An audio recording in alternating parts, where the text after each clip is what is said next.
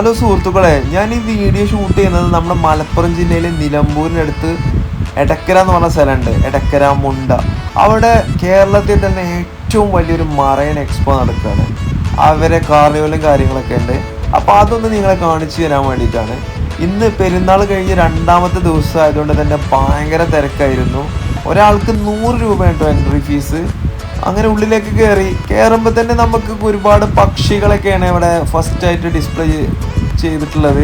ഒരുപാട് ഇനത്തിൽപ്പെട്ട പക്ഷികളും ഒട്ടക പക്ഷിയൊക്കെ വെച്ചിട്ടുണ്ട് കേട്ടോ. അങ്ങനെ അതൊക്കെ കണ്ട് നമ്മൾ മുന്നോട്ട് ഇങ്ങനെ നീങ്ങി. നമുക്ക് മെയിനായിട്ട് കാണാനുള്ളത് അവിടെ മത്സ്യകന്യകയും അക്വേറിയൊക്കെയാണ്. അപ്പോൾ അതിലേക്ക് തുടക്കത്തിൽ നമ്മൾ ഇങ്ങനെയുള്ള ചെറിയ ചെറിയ കാഴ്ചകളൊക്കെ കണ്ടിട്ട് പിന്നെ നമുക്ക് അങ്ങോട്ട് പോകാം. ഓക്കെ.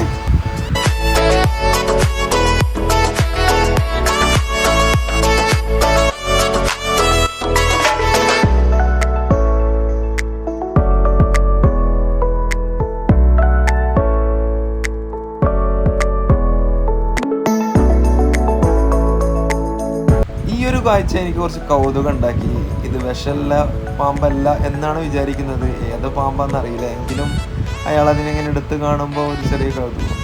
അങ്ങനെ നമ്മളെ ഏറ്റവും നല്ല ഫിഷ് അക്വേറിയം ആ ഏരിയയിലേക്ക് എത്തി. നല്ല ലൈറ്റിങ്ങും കാര്യങ്ങളും, നീല ലൈറ്റൊക്കെ കൊടുത്ത് ഭയങ്കര നല്ല ആംബിയൻസ് കിട്ടും അവിടെ കാണാൻ.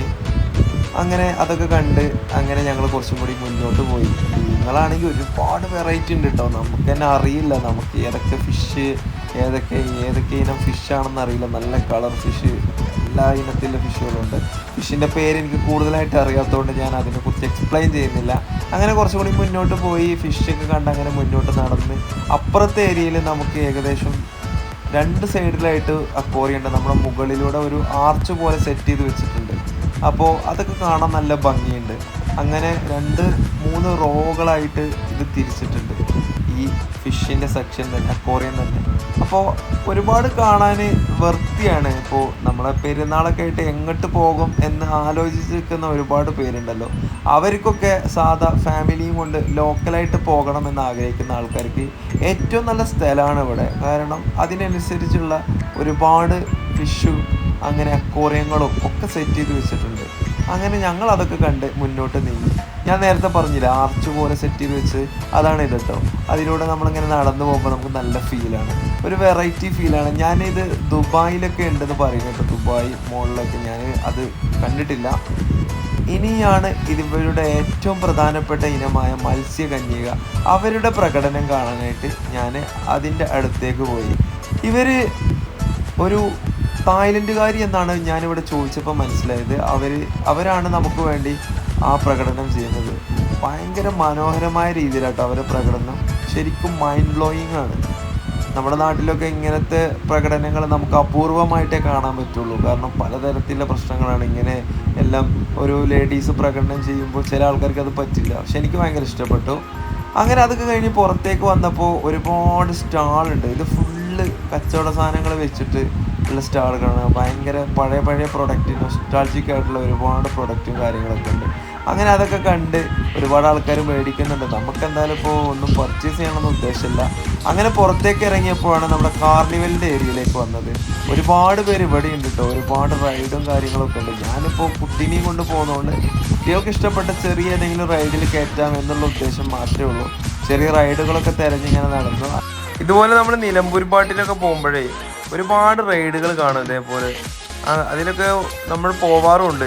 എങ്കിലും നമുക്ക് ചില സമയത്ത് ഒരു ചെറിയ പേടി ഉണ്ടാവും, ഇതെത്രത്തോളം സേഫ്റ്റി ഉണ്ട് എന്ന് ആലോചിച്ചിട്ട്. ആ ഒരു പേടി എനിക്കുണ്ടായിരുന്നു.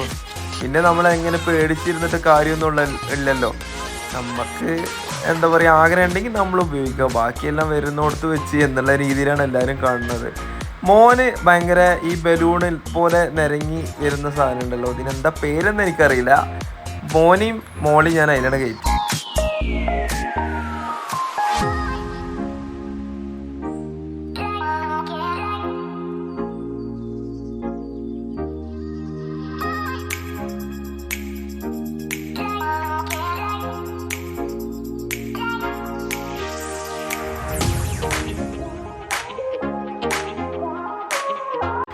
പിന്നെ കുറച്ചും കൂടി മുന്നോട്ട് പോയപ്പോൾ ചെറിയ റൈഡിലും കൂടി കയറ്റി. മോള് വന്നിട്ടില്ല, മോന് മാത്രമായിട്ട് കയറ്റി. എന്തായാലും വന്നതല്ലേ.